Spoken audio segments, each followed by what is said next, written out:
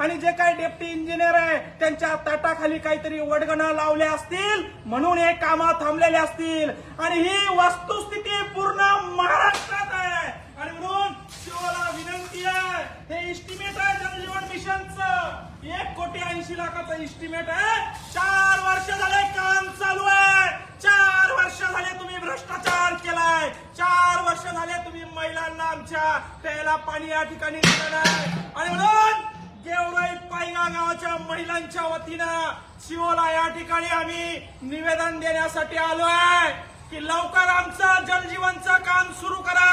आमच्या लेकरांना आमच्या महिलांना प्यायला शुद्ध पाणी द्या हे फक्त निवेदन आहे तुम्हाला हात जोडून विनंती आहे सरपंच होऊन 2-2.5 वर्ष झाले शब्दपूर्ती केली नाही त्याचं कारण असं आहे ठेकेदारानं काम कंप्लीट केलं नाही ठेकेदाराची अवकाश नव्हती काम कंप्लीट करायची तर